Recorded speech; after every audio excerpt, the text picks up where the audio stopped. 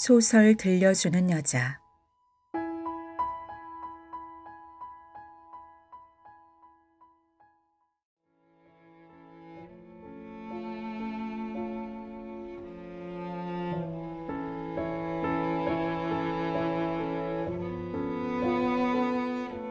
그립은 흘긴 눈.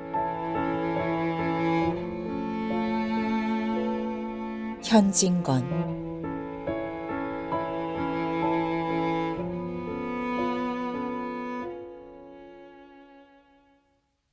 그이와 살림을 하기는 내가 19살 먹던 봄이었습니다.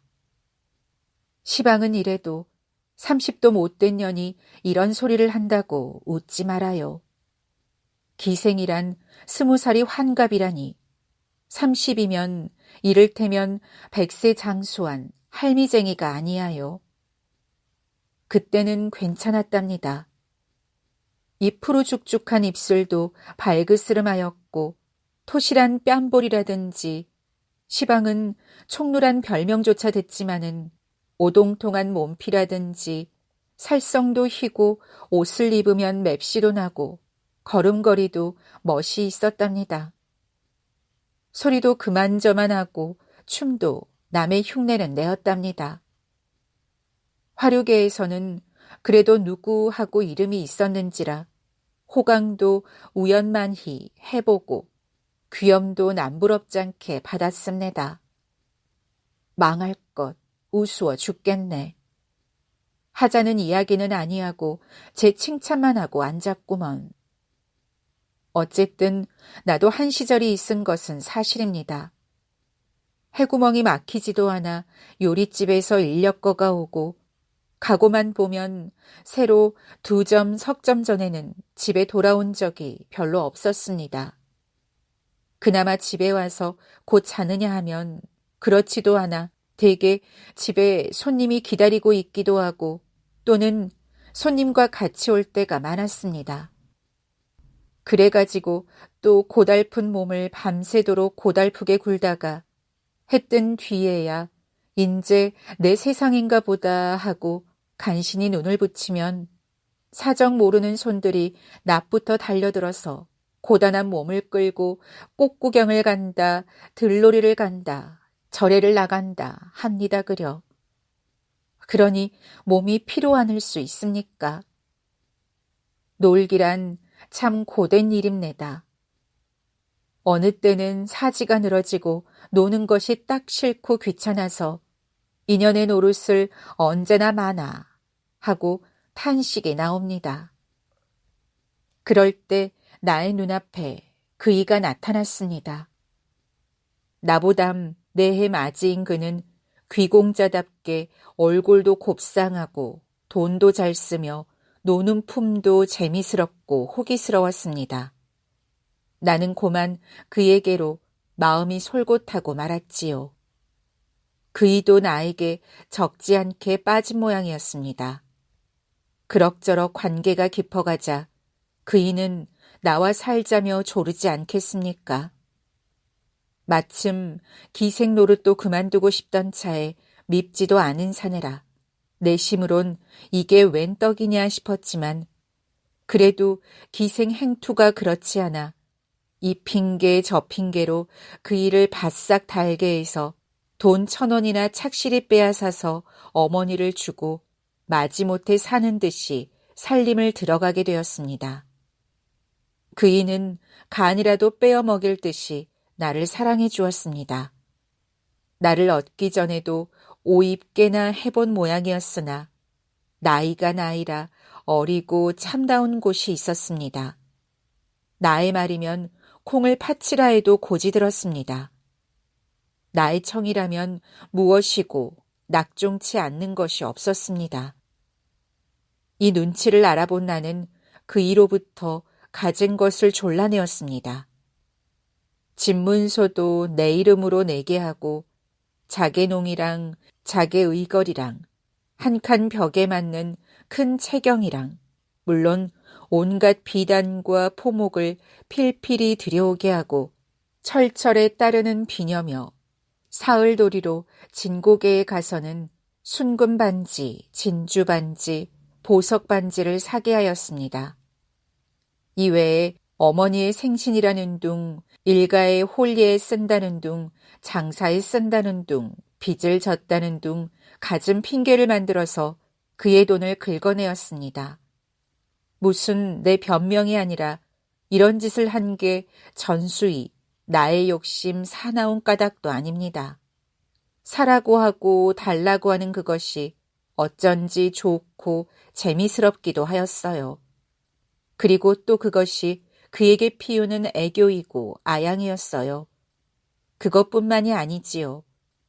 내 말이라면 어느 정도까지 들어주나 곧 그이가 나한테 얼마나 홀리였는지를 자질도 하고 싶고 뜻대로 성공을 하면 물건 얻는 것보담 몇 갑절 더 기뻤습니다. 물론 어머니가 뒷구멍으로 부추기기도 하였지만 그인들 몇만금을 제 수중에 두고 쓰는 게 아니라 아버지를 팔고 빚을 내는 것이니 하루 이틀 아니고 물 쓰듯 하는 돈을 언제까지 대어갈 수가 있겠습니까? 같이 산 지 석 달이 못 되어 돈 주변할 길이 막힌 모양이었습니다. 아무리 귀한 자식의 빚봉수라도 한 번, 두 번이지 전부 아버지가 갚아줄 리가 있겠어요. 더구나 구두쇠로 유명한 그의 부친이 그때까지 참은 것도 장한 일이지요. 마침내 너 같은 놈은 자식으로 알지 않으니 죽든지 살든지 나도 모르겠다 하게 되었습니다. 그전에도 여러 번 그러고 얼렀지만 인제는 아주 사실로 나타나게 되었겠지요. 빚쟁이는 벌떼같이 일어났습니다. 요릿집에서, 금은방에서, 선전, 드팀전에서, 더구나 고리 대금업자한테서. 빚쟁이는 문간을 떠날 새가 없었습니다. 부잣집 외동아들로 자라나 도무지 졸리는 것을 모르던 그이는 단박에 입술이 바싹바싹 말라가기 시작하였습니다. 문간에서 찾는 소리만 나면 웬 몸을 옹송그리고 얼굴이 파랗게 질리는 꼴이란 곁에서 보아도 가히 없었습니다. 내 탓으로 이 곤란을 받건만은 그래도 나를 원망하거나 미워하는 기색은 보이지 않았습니다. 빚에 졸리는 것이 딱하기도 하고 또 자격지심도 나서 나 때문에 이런 곤란을 당하시지요. 내가 몹쓸년이야. 하면은 그이는 그게 무슨 말이야 하며 질색을 하고 왜 채선이 때문이람 내가 못생긴 탓이지 하고는 도리어 면목 없는 듯이 고개를 숙이었습니다. 이런 중에 그에게는 또 기막힌 일이 생기었지요. 그것은 다른 일이 아니라 그이가 돈 쓰기도 급하였고 또 못된 동무의 꿰매 빠져 아버지 도장을 위조해 빚을 낸 일이 발각이 된 것이야요. 돈 뀌어준 놈도 물론 알고 한 일이지만 그의 아버지가 나는 모른다고 딱 거절을 하니까 인제는 그 일을 보고 으르딱딱거리며 사기를 했느니 인장 위조를 했느니 만일 일주일 안으로 갚지 않으면 고소를 하느니 하고 야단을 합니다. 간이 작고 마음이 여린 그는 얼굴이 샛노랗게 타들어가겠지요. 몇 번 그의 어머니를 사이에 두고 또는 직접으로 자기 아버지께 말을 해보는 모양이었으나 도무지 일이 안 된 줄은 그 찡긴 눈썹과 부러진 새죽지 같은 어깨를 보아도 짐작할 수 있습니다. 그이는 조바심이 되어서 못 견디는 듯이 누웠다 앉았다 일어섰다 금세로 집을 뛰어나가는가 하면 금세로 또 뛰어들어오겠지요.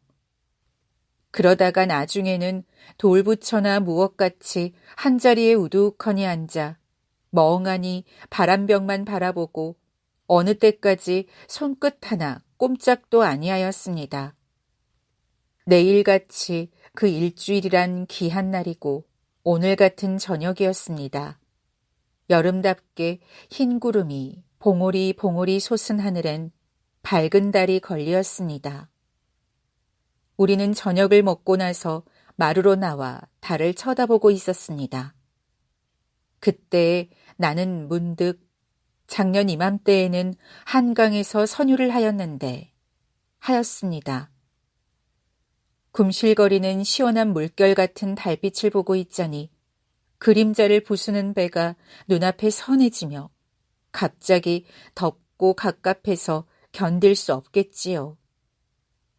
그러나 아무리 펀치 좋은 나인들 사면팔방으로 비제 졸리어 머리를 못 드는 그이에게 뱃놀이 가잘 염이야 있어요. 이런 밤에 집에 처박히어 나가지도 못하고 함에 번화롭던 옛날 기생생활이 그리웠습니다. 살림 들어온 것이 후회가 났습니다. 이렇게 마음이 달뜨는 판에 곁에서 훌쩍훌쩍하는 소리가 나지 않겠습니까? 돌아다 보니 그이가 울고 있지 않아요. 왜 우셔요? 하니까 얼른 대답은 아니하고 서름이 북받치어 참을 수 없다는 듯이 이윽히 코만 들이마시다가 껄떡대는 목청으로 채선이는 내가 감옥에 들어가면 또 기생으로 나가겠지 하고 눈물이 그렁거리는 눈을 나에게로 돌리겠지요.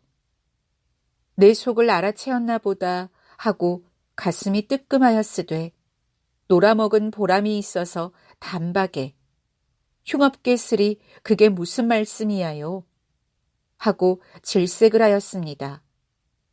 아니야, 내가 감옥에 가면 채선이는 또 기생이 나가서 문놈의 사랑을 받을 거야. 감옥에 간단 말이 조금 안 되었지만 속으로는 그렇지 하면서도 입 밖에 내어서는 그럴 리가 있겠어요. 설령 나으리가 감옥에 간다 손 치더라도 내야 당신 사람이 아니야요. 왜 또 기생에 나가겠습니까? 댁에 가서 행랑방 구석으로 돌아다닐지라도 나으리에 나오시기만 기다리지요. 라고 꿀을 담아 붓는 듯한 마음에 없는 딴청을 부리었습니다. 이 말에 그이는 매우 감동된 모양이었습니다.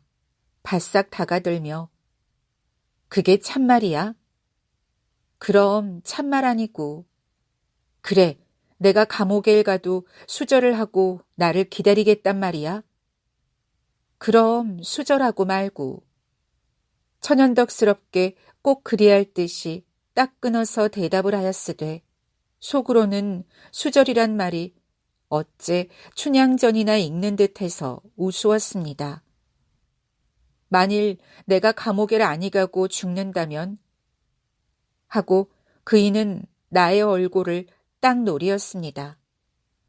그 시선이 전에 없이 날카로워서 슬쩍 외면을 하면서도 따라 죽지 하고서 청승맞게 너 죽고 나 살면 열려되나 한강수 깊은 물에 빠져나 죽지 하는 노래를 읊었습니다. 나도 죽일년이지요.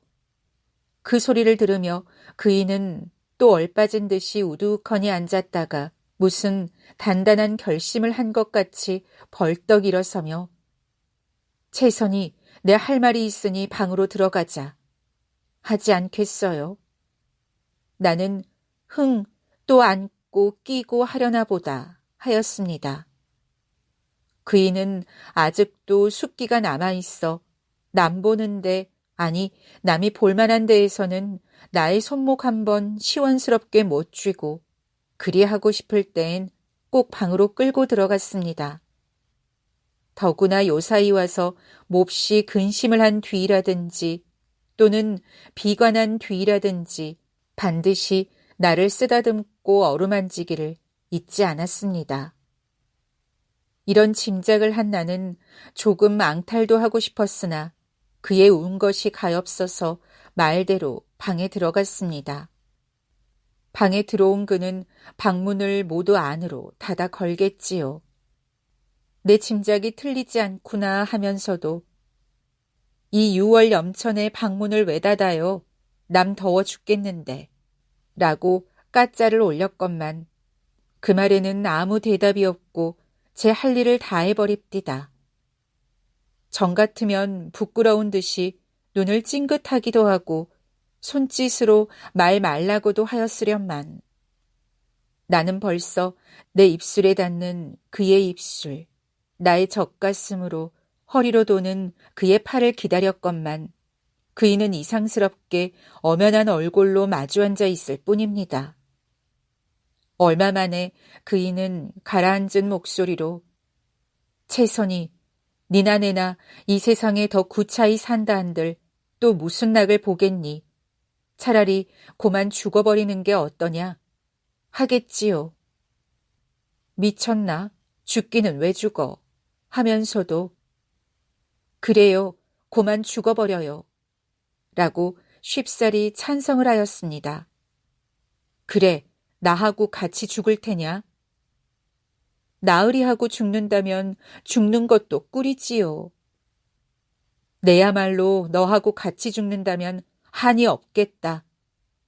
하는 그이의 소리는 떨리었습니다. 나도 일부러 목이 메이며 내야말로 나으리하고 죽으면 한이 없어요. 말만 들어도 고맙다만 정말 나하고 죽을 테냐? 원 다심도 하이. 죽는다면 죽는 게지. 그렇게 내가 못 믿었단 말이야요. 하고 가장 남의 속을 못도 알아준다는 듯이 새파랗게 성을 내었습니다. 그리하는 것이 어째 신파 연극을 하는 듯 싶어 재미스러웠어요. 설마 죽을 리는 만무하고 이왕이면 이대도록 너한테 정이 깊다는 걸 표시함도 좋았어요. 그이는 나의 기색을 살피더니 그만하면 되었다 하는 듯 벌떡 일어나 자기가 쓰는 가방을 가져오더니 그 안에서 흰 봉지를 하나 끌어내겠지요. 그 봉지 속으로는 밤낮만한 고약 같은 것 2개가 나왔습니다. 저것이 아편이구나 하매 가슴이 조금 섬뜩거리었으되 그리 놀라지는 않았습니다. 그 약으로 말하면 그이가 돈 안 주는 자기 아버지를 놀라게 하려고 몇 번 자기 어머니에게 보이는 것을 곁에서 구경을 하였으니까요. 그것을 먹고 죽는다고 야단을 해서 돈을 얻어온 일도 있으니까요. 그러니 시방 와서 새삼스럽게 놀랄 것도 없지만은 같이 죽자는 말 끝에 그것이 나온지라 시방껏 달떴던 마음이 조금 긴장은 됐디다. 그이는 자릿길을 당기더니 그 약을 앞에다 놓고 이윽히 나려다보며 달게 똥 같은 눈물을 뚝뚝 떨어뜨리지 않겠습니까? 그때만은 나의 가슴도 찌르르 하였습니다. 한참 약을 나려다보고 울고 있던 그이는 무슨 비장한 결심을 한 듯이 몸을 흠칫하더니 그 약 1개를 얼른 입에 집어넣고 1개를 집어 나를 주지 않겠습니까? 나도 서슴치 않고 그 약을 받아 입에 넣었습니다. 약을 머금은 그는 손가락으로 자릿길을 가리켜 나한테 물을 마시란 뜻을 보이었습니다. 나는 그의 시키는 대로 물을 마시었으나 물만 넘기었지 약은 혀 밑에 감춰둔 것은 물론입니다. 내야 꿈에도 죽을 마음이 없었습니다. 같이 사는 정의에 그이의 빚에 졸리는 것이 딱하지 않은 바 아니고 그 때문에 살림살이가 전같이 호화롭지는 못하였을 망정 그걸로 비관할 까닭은 조금도 없었습니다. 정 못 살게 되면 도로 기생으로 나갈 뿐입니다.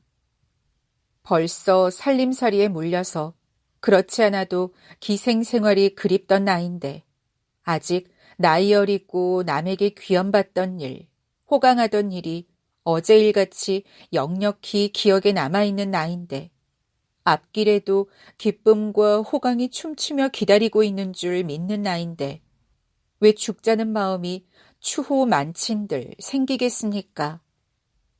내 몸뿐만 아니라 그이가 죽는다는 것도 믿지 않았습니다. 처음엔 실없는 거짓말로 알았고 약을 머금은 뒤에라도 또 무슨 연극을 꾸미는가 보다. 내일이고 모레면 그 댁에서 허덕지덕 돈을 갖다 줄 터이니 또 흥청거릴 수 있구나 하고 도리어 기쁘기도 하였습니다. 독약을 먹고 하는 노릇이라 가슴이 조금 안이 떨린 것도 아니지만 그러나 어찌해요. 그이는 나의 물 마시는 것을 보더니 매우 안심된 듯이 내 손에서 자릿기를 빼앗아 꿀떡 마셔버렸습니다. 그이가 정말 약을 삼킨 것은 좁은 목구멍으로 굵은 약덩이가 넘어가노라고 얼굴이 새빨개지고 어깨를 추스르며 목줄기가 구불텅거리는 것만 보아도 알 수 있습디다. 그러더니 고만 뒤로 벌떡 자빠지겠지요. 약 힘이 삽시간에 퍼진 것은 아니겠지만 약을 먹었다 하는 생각에 정신을 잃었는가 보아요. 이 뜻밖의 일에 그이로 보면 조금도 뜻밖의 일이 아니겠지만 나는 더할 수 없이 놀래었습니다. 저희가 정말 죽었구나 하는 생각이 칼날같이 가슴을 찌르자마자 뭐라고 형용할 수 없는 감정이 웬 몸을 뒤흔들었습니다. 무언이 하여도 고작해야 19살 먹은 계집애가 아니하여 이 난생 처음 당하는 큰일에 어안이 벙벙하여 악소리도 치지 못하고 가위 눌린 눈만 휘동그리다가 나도 죽었네 하는 듯이 뒤로 자빠졌습니다. 얼마 되지 않아 그이가 벌떡 일어나 미친 듯이 방안을 왔다 갔다 하지 않아요. 아편을 먹으면 자는 듯이 죽는다는 것은 빨간 거짓말인가 보아요. 답답하고 뉘역거려서 못 견디겠다는 듯이 두 손으로 가슴을 쥐어뜯으며 핫핫하고 괴로운 숨을 토합디다. 그러더니 다짜고짜로 두 손을 입안으로 넣어 웩웩 헛구역질을 하겠지요. 아마 속이 너무도 괴로움에 죽자는 결심도 간 곳 없고 먹은 약을 토해낼 작정이던가 보아요. 그러나 약은 안이 나오는 듯 하였습니다. 이 광경을 바라보는 나도 일변 무섭기도 하였지만 못 견디리만큼 괴롭기도 하였습니다. 그의 받는 고통이 도무지 내 탓이 아니하여. 나로 하여 돈을 쓰고 그 돈에 몰리다 못해 죽는 죽음이니 내 탓이 아니고 누구의 탓이겠습니까? 그런데 나는 죽을 때까지 그를 속이었습니다. 거짓 죽는 신용을 해서 그를 속이었습니다. 내가 만일 따라 죽는다 아니하고 그를 말리었던들 그이는 아니 죽고 말았을지도 모르지요. 그 약을 먹고 저런 욕을 아니 볼른지도 모르지요. 그러면 내 손으로 그이를 죽인 것이나 진배가 무엇입니까? 그때야 물론 이렇게 사리를 쪼개서 생각을 안 했지만은 차마 그이의 괴로워하는 꼴을 볼 수는 없었습니다. 나는 진저리를 치고 눈을 딱 감았습니다. 그때입니다. 무엇이 나의 어깨를 흔들지 않아요. 번쩍 눈을 떠보니까 그이가 걷어쳐 올라가는 개게 풀린 눈으로 내 옆에 앉아서 나를 나려다보고 있겠지요. 나는 소름이 쭉 끼치어 흠칫하고 몸을 소스라쳐 일으켰습니다. 나의 일어나는 것을 보고 그이도 따라 일어서며 용서해달라는 표정으로 괴롭지, 공연이 나 때문에 라고 더듬거리고는 눈에 눈물이 핑 도는 듯 하였습니다. 그 소리는 어쩐지 무서움에 떠는 나의 창자 속까지 스며 들어가는 듯 하였습니다.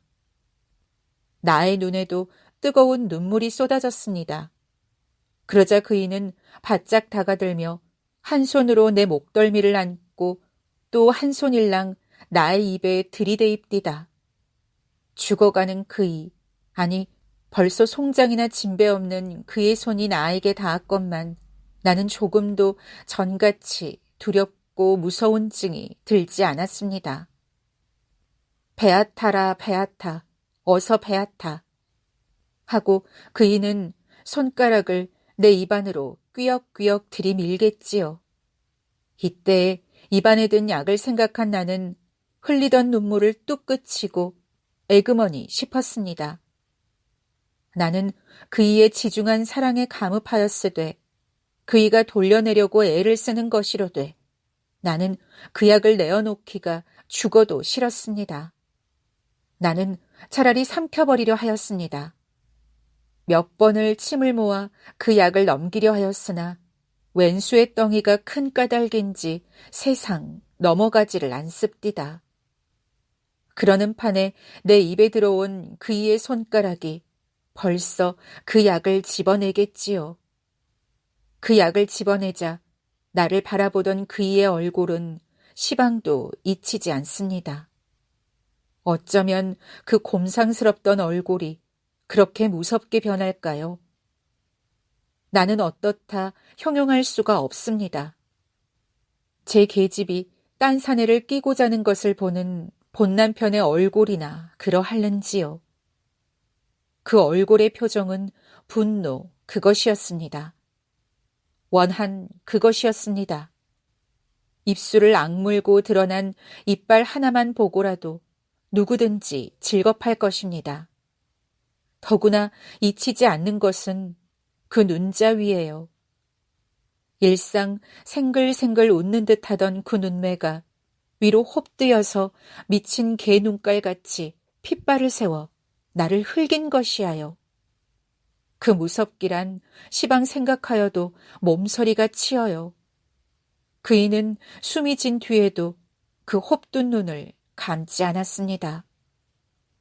물론 나는 고약한 년이지요. 그를 죽을 때까지 속인 몹쓸 년이지요. 그러나 그이는 나에게 괴롭지 하고 묻지 않았어요. 베아타 라고 하지 않았어요. 돌려내려고 내 입에 손까지 넣지 않았어요. 그러다가 약을 삼키지 않고 그저 있음을 보았으면 내 마음은 어떠하든지 그이는 죽어가면서도 나를 생각한 만큼 거룩한 사랑을 가진 그이는 기뻐해야 옳을 일이 아니에요. 좋아해야 옳을 일이 아니에요. 그렇게 성을 내고 나를 흘길 일이 무엇이에요. 내 그런 것은 어찌겠든지 그때에는 그이가 야속한 듯 싶었어요. 야속하다느니 보담 의외였어요. 그런데 시방 와서는 그 흘긴 눈이 떠나올 적마다 몸서리가 치이면서도 어째 정다운 생각이 들어요. 그리운 생각이 들어요. 1924년작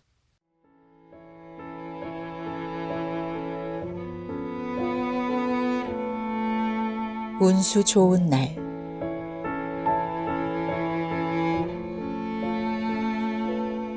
현진건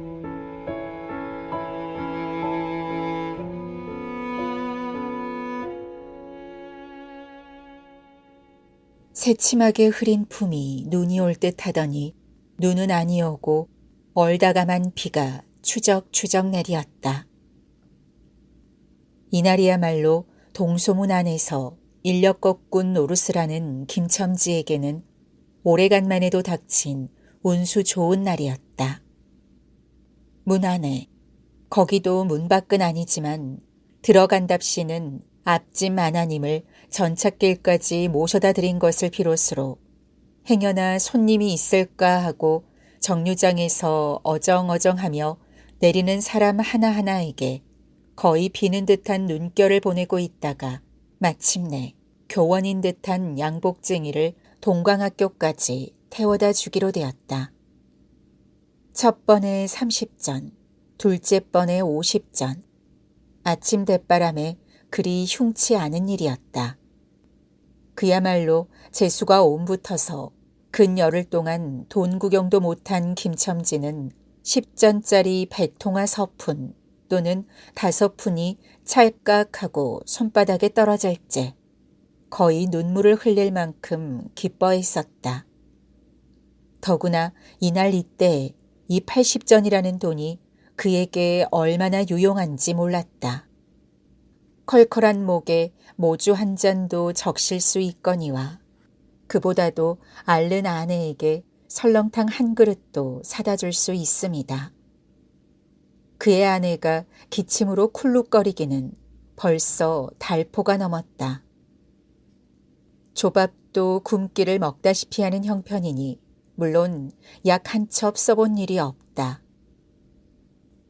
구태여 쓰려면 못 쓸 바도 아니로되 그는 병이란 놈에게 약을 주어 보내면 재미를 붙여서 잡고 온다는 자기의 신조에 어디까지 충실하였다. 따라서 의사에게 보인 적이 없으니 무슨 병인지는 알 수 없으되 반드시 누워가지고 일어나기는 새로 모로도 못 눕는 걸 보면 중증은 중증인 듯. 병이 이대도록 심해지기는 열흘 전에 조밥을 먹고 체한 때문이다. 그때도 김첨지가 오래간만에 돈을 얻어서 좁쌀 한 대와 10전짜리 나무 한 단을 사다 주었더니 김첨지의 말에 의지하면 그 오라질 년이 천방지축으로 냄비에 대고 끓였다.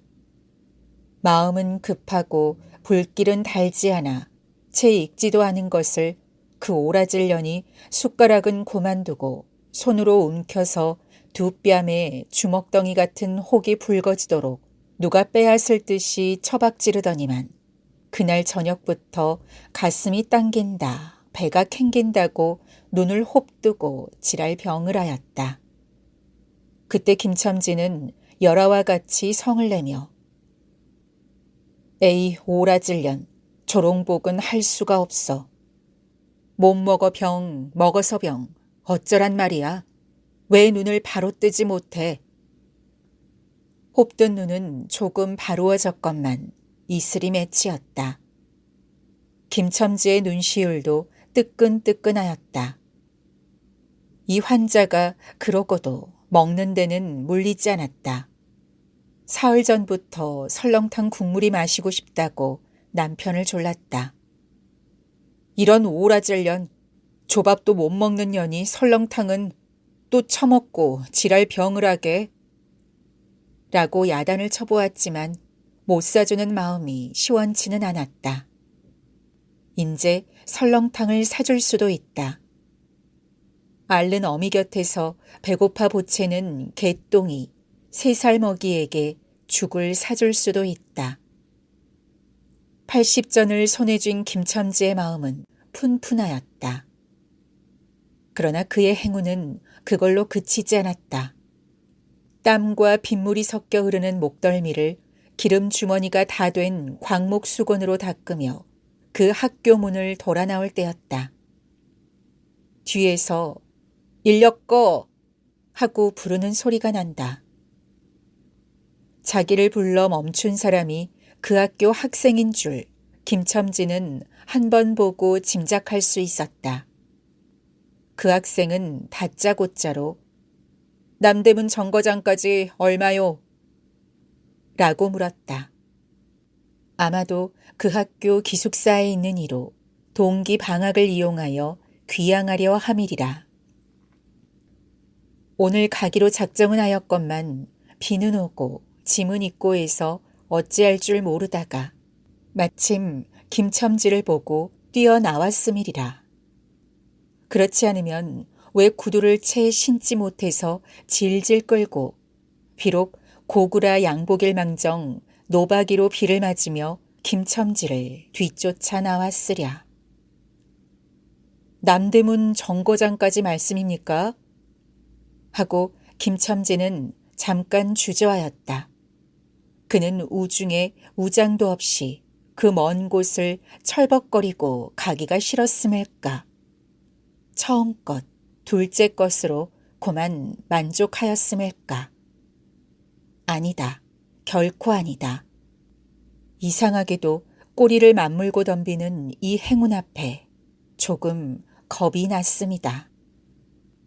그리고 집을 나올 때 아내의 부탁이 마음에 캥기었다. 앞집 마나님한테서 부르러 왔을 때 병인은 그 뼈만 남은 얼굴에 유일의 생물 같은 유달리 크고 움푹한 눈에 애걸하는 빛을 띠며 오늘은 나가지 말아요. 제발 덕분에 집에 붙어 있어요. 내가 이렇게 아픈데 라고 모기 소리같이 중얼거리고 숨을 걸그렁걸그렁 하였다. 그때의 김첨지는 대수롭지 않은 듯이 앞다 젠장 맞을련 별 빌어먹을 소리를 다 하네. 맞붙들고 앉았으면 누가 먹여 살릴 줄 알아? 하고 훌쩍 뛰어나오려니까 환자는 붙잡을 듯이 팔을 내저으며 나가지 말라도 그래. 그러면 일찍이 들어와요. 하고 목매인 소리가 뒤를 따랐다. 정거장까지 가잔 말을 들은 순간에 경련적으로 떠는 손, 유달리 큼직한 눈, 울 듯한 아내의 얼굴이 김첨지의 눈앞에 어른어른하였다. 그래, 남대문 정거장까지 얼마란 말이오? 하고 학생은 초조한 듯이 인력거꾼의 얼굴을 바라보며 혼잣말같이 인천차가 11점에 있고 그 다음에는 새로 2점이든가 라고 중얼거린다. 1원 50점만 줍시오. 이 말이 저도 모를 사이에 불쑥 김첨지의 입에서 떨어졌다. 제 입으로 부르고도 스스로 그 엄청난 돈 액수에 놀래었다.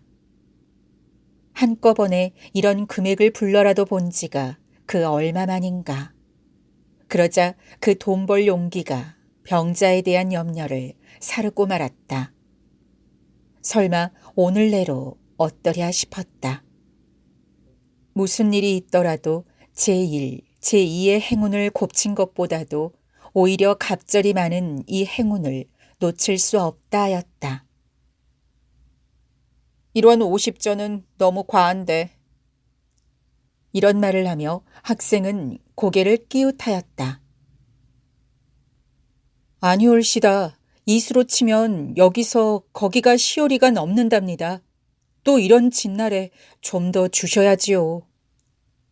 하고 빙글빙글 웃는 차부의 얼굴에는 숨길 수 없는 기쁨이 넘쳐올랐다. 그러면 달라는 대로 줄 터이니 빨리 가요. 관대한 어린 손님은 그런 말을 남기고 총총히 옷도 입고 짐도 챙기러 갈대로 갔다. 그 학생을 태우고 나선 김첨지의 다리는 이상하게 거뿐하였다. 다름질을 한다느니 보다 거의 나는 듯하였다. 바퀴도 어떻게 속히 도는지 군다느니 보다 마치 얼음을 지쳐나가는 스케이트 모양으로 미끄러져 가는 듯하였다.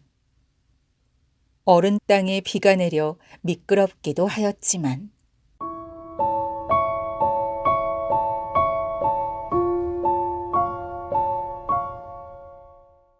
이윽고 끄는 이의 다리가 무거워졌다. 자기 집 가까이 다다른 까닭이다. 새삼스러운 염려가 그의 가슴을 눌렀다. 오늘은 나가지 말아요. 내가 이렇게 아픈데. 이런 말이 잉잉 그의 귀에 울렸다.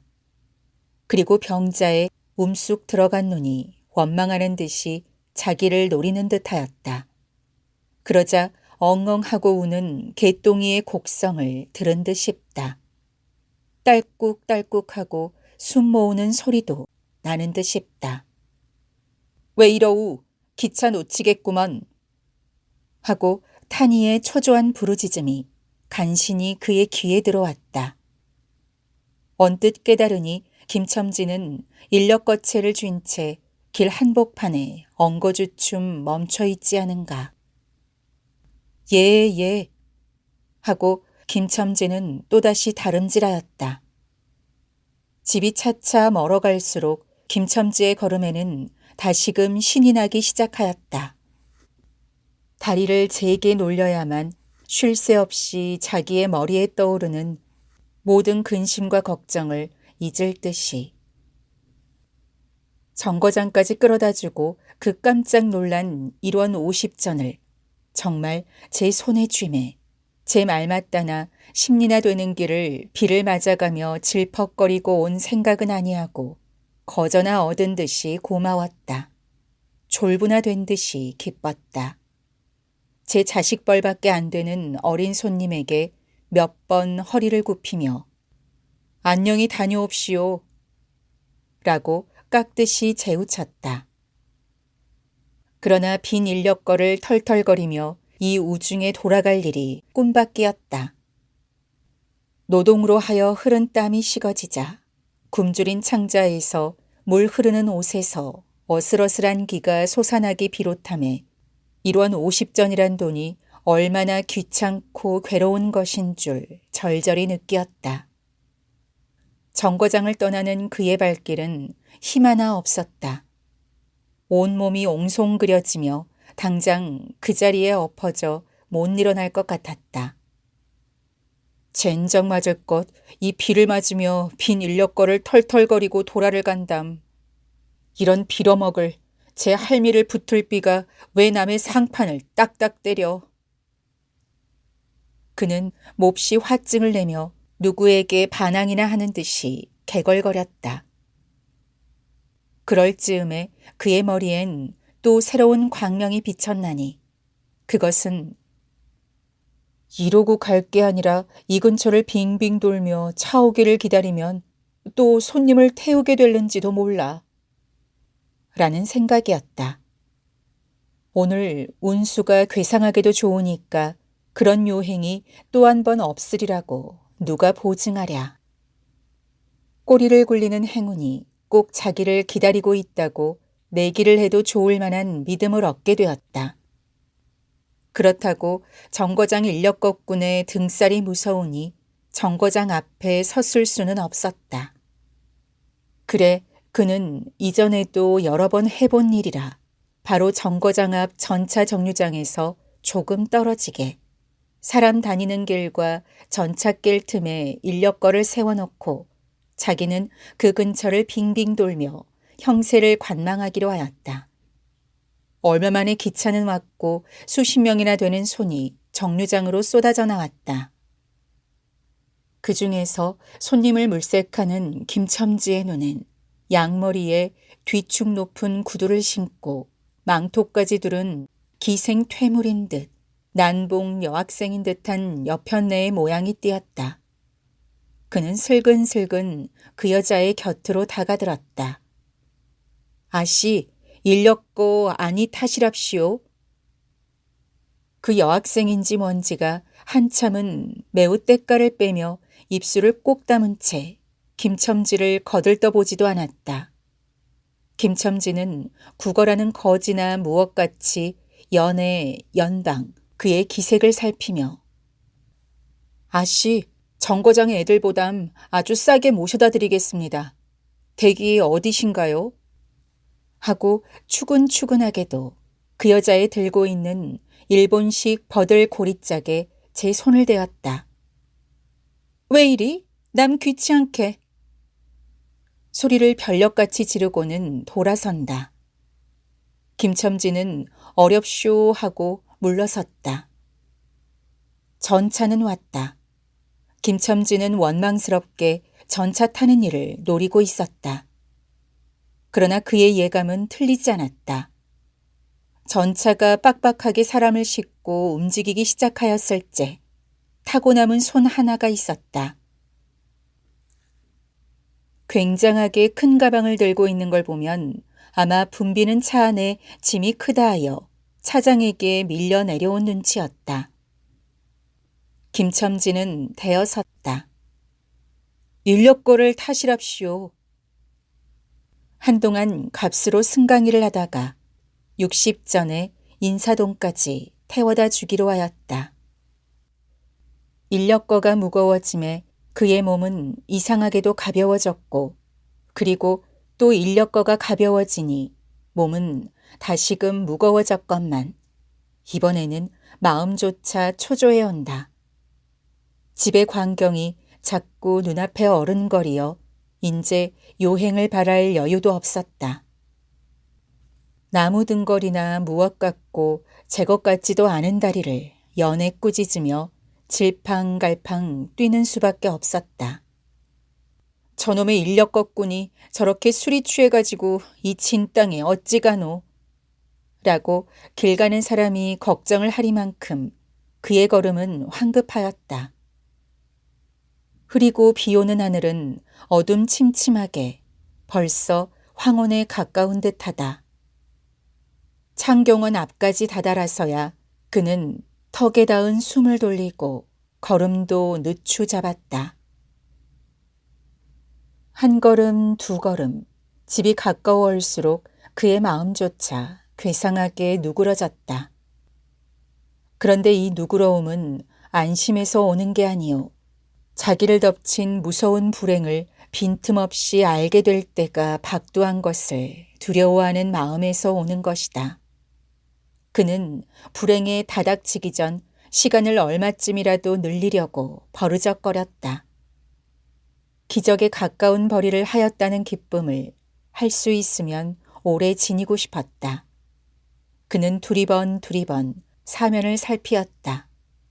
그 모양은 마치 자기 집, 곧 불행을 향하고 달려가는 제 다리를 제 힘으로는 도저히 어찌할 수 없으니 누구든지 나를 좀 잡아다고 구해다고 하는 듯하였다. 그럴 즈음에 마침 길가 선술집에서 그의 친구 치삼이가 나온다. 그의 우글우글 살찐 얼굴에 주홍이 덧는 듯 온 턱과 뺨을 시커멓게 구레나룻이 덮었거늘 노릇탱탱한 얼굴이 바짝 말라서 여기저기 고랑이 패고 수염도 있대야 턱 밑에만 마치 솔잎송이를 거꾸로 붙여놓은 듯한 김첨지의 풍채하고는 기이한 대상을 짓고 있었다. 여보게 김첨지, 자네 문 안 들어갔다 오는 모양일세 그려. 돈 많이 벌었을 테니 한 잔 빨리게. 뚱뚱보는 말라깽이를 보던 마트에 부르짖었다. 그 목소리는 몸짓과 딴판으로 연하고 싹싹하였다. 김첨지는 이 친구를 만난 게 어떻게 반가운지 몰랐다. 자기를 살려준 은인이나 무엇같이 고맙기도 하였다. 자네는 벌써 한 잔 한 모양일세 그려. 자네도 오늘 재미가 좋아 보이. 하고 김첨지는 얼굴을 펴서 웃었다. 없다. 재미 안 좋다고 술 못 먹을랜가. 그런데 여보게 자네 웬 몸이 어째 물독에 빠진 새앙쥐 같은가. 어서 이리 들어와 말리게. 선술집은 훈훈하고 뜨뜻하였다. 추어탕을 끓이는 솥뚜껑을 열 적마다 뭉게뭉게 떠오르는 흰 김, 석쇠에서 뻐지짓 구워지는 너비안이 구이며 제육이며 간이며 콩팥이며 빈대떡. 이 너저분하게 늘어놓인 안주 탁자에 김첨지는 갑자기 속이 쓰려서 견딜 수 없었다.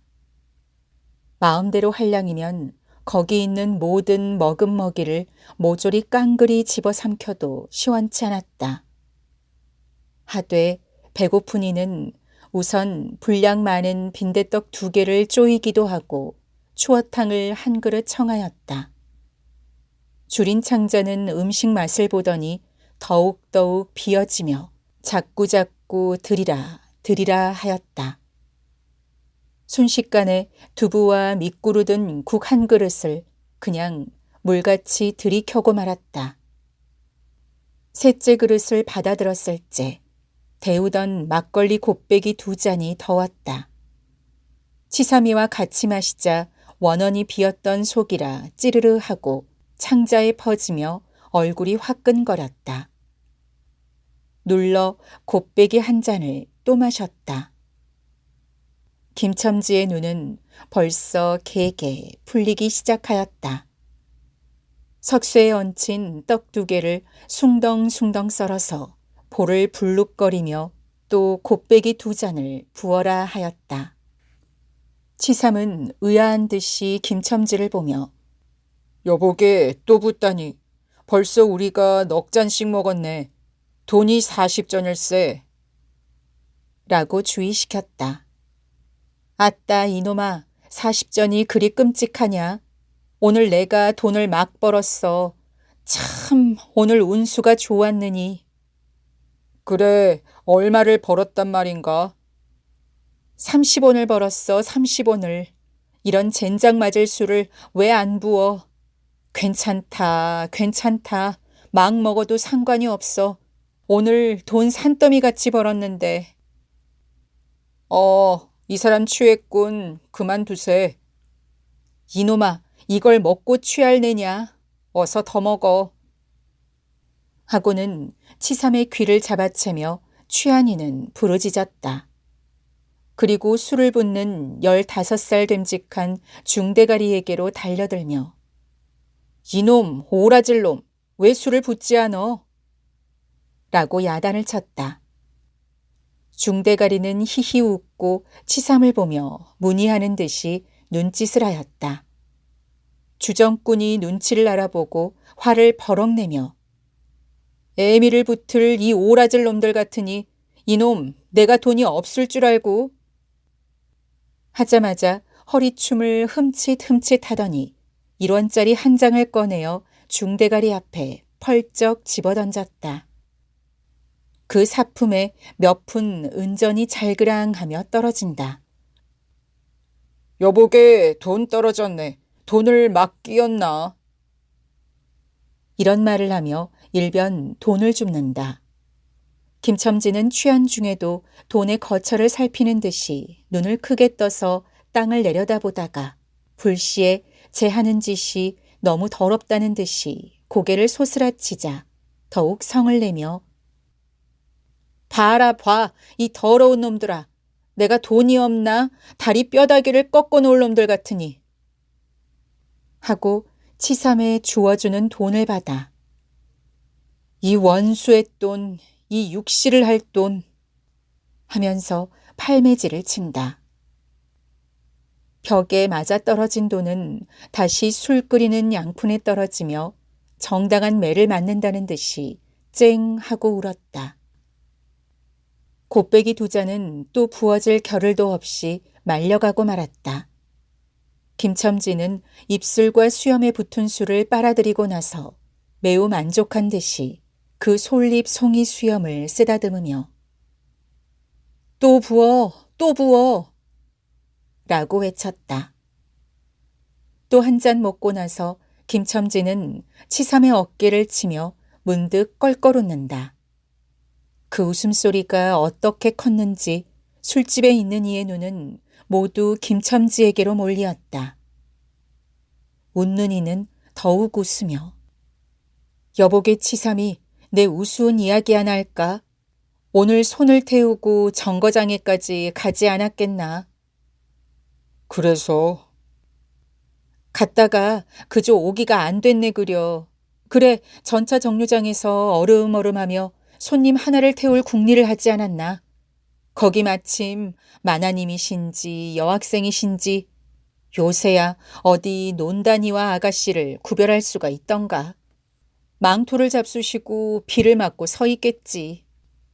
슬근슬근 가까이 가서 인력거 타시랍시오 하고 손가방을 받으려니까 내 손을 탁 뿌리치고 획 돌아서더니만 왜 남을 이렇게 귀찮게 굴어?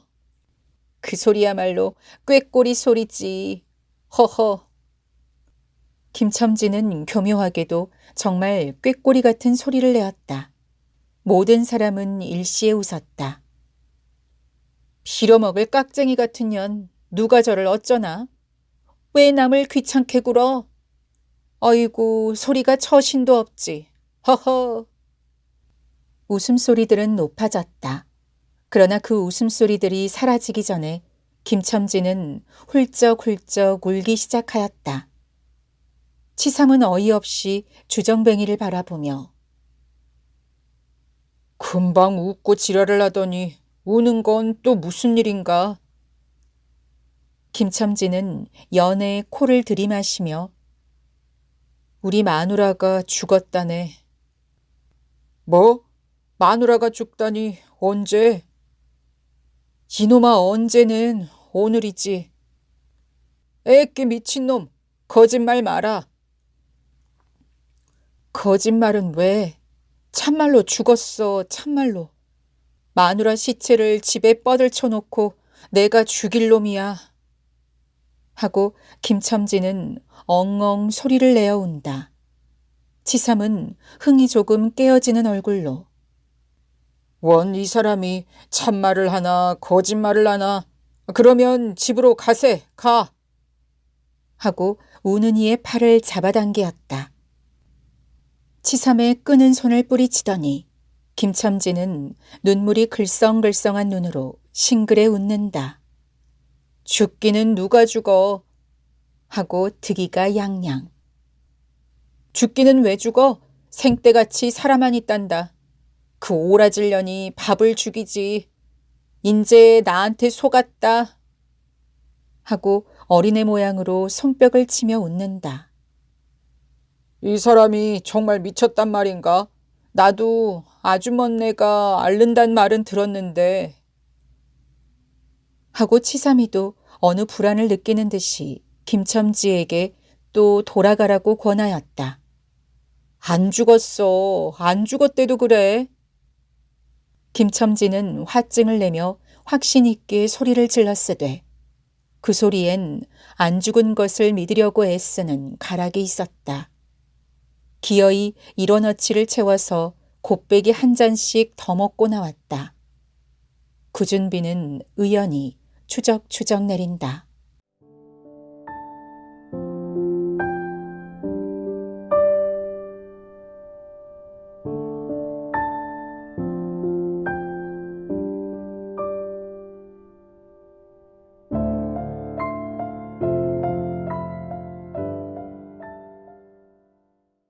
김첨지는 취중에도 설렁탕을 사가지고 집에 다다랐다. 집이라 해도 물론 셋집이요. 또 집 전체를 세든 게 아니라 안과 뚝 떨어진 행랑방 한 간을 빌려든 것인데 물을 길어대고 한 달에 1원씩 내는 터다. 만일 김첨지가 주기를 띄지 않았던들 한 발을 대문에 들여놓았을째 그곳을 지배하는 무시무시한 정적. 폭풍우가 지나간 뒤에 바다 같은 정적에 다리가 떨렸으리라. 쿨룩거리는 기침소리도 들을 수 없다. 그르렁거리는 숨소리조차 들을 수 없다. 다만 이 무덤 같은 침묵을 깨뜨린다는 이보다 한층 더 침묵을 깊게 하고 불길하게 하는 빡빡하는 그윽한 소리, 어린애의 젖바는 소리가 날 뿐이다. 만일 청각이 예민하니 같으면 그 빡빡 소리는 빨따름이요.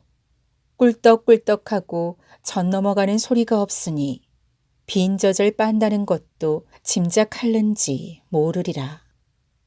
혹은 김첨지도 이 불길한 침묵을 짐작했는지도 모른다.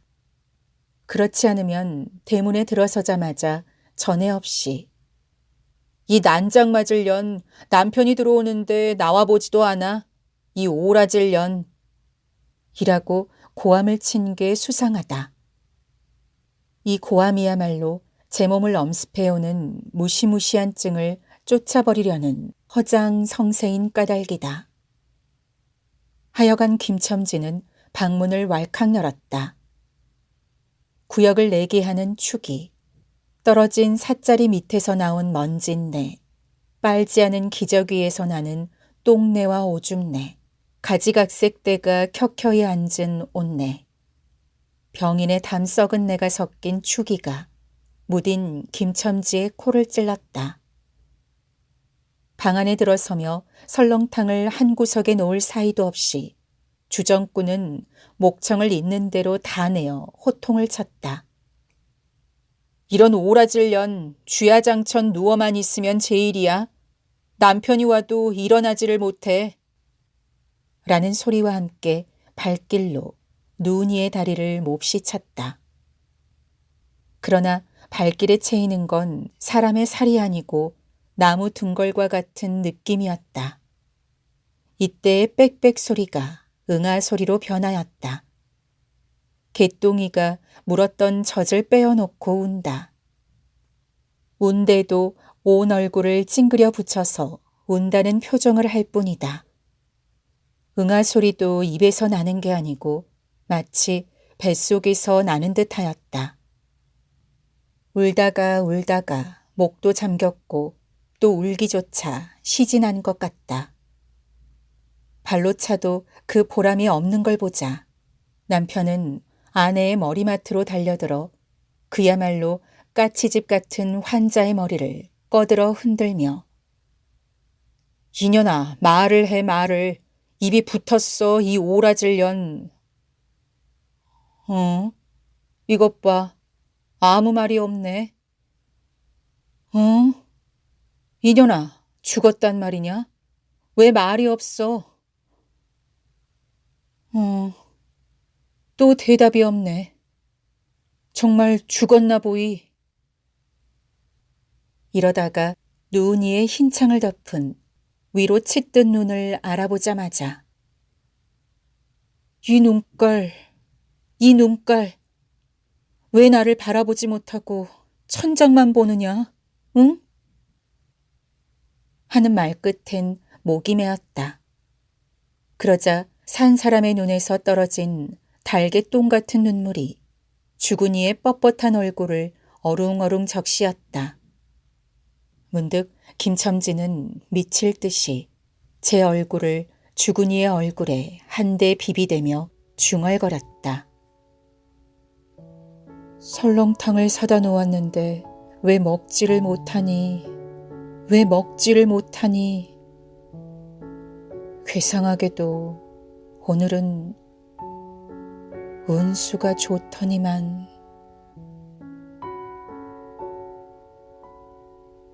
1924년작